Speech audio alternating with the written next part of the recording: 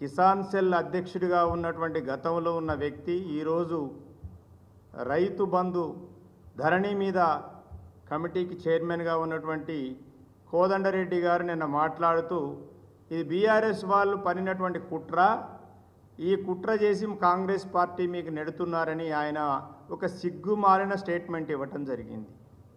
వయసు పెరిగింది కోదండరెడ్డి గారికి, కానీ మరి బుద్ధి కూడా మందగించిందని నేను అనుకుంటున్నా. ఎందుకు అని అంటే ఆయన క్లియర్గా చనిపోయిన వ్యక్తే చెప్పాడు, నేను కాంగ్రెస్ పార్టీకి ఓటేశాను. వాళ్ళ నాన్నగారు వెళ్ళి కంప్లైంట్ ఇస్తే A1గా ఉన్న కిషోర్ గారిని పోలీసులు A8గా మార్చారు. మరి ఎందుకు మార్చారనేది పోలీసులు చెప్పాలి, లేదా నియోజకవర్గానికి ఎమ్మెల్యేగా రాష్ట్ర ఉప ముఖ్యమంత్రిగా బాధ్యత నిర్వహిస్తున్నటువంటి బట్టి విక్రమార్క గారు చెప్పాలి. ప్రభాకర్ చావుకు కారణమైనటువంటి వ్యక్తిని మీరు ఎందుకు A1 నుంచి A8గా మార్చారు? మార్చడానికి వెనకాల ఏ శక్తులు ఉన్నాయి? ఎవరు దీనికి కారకులు?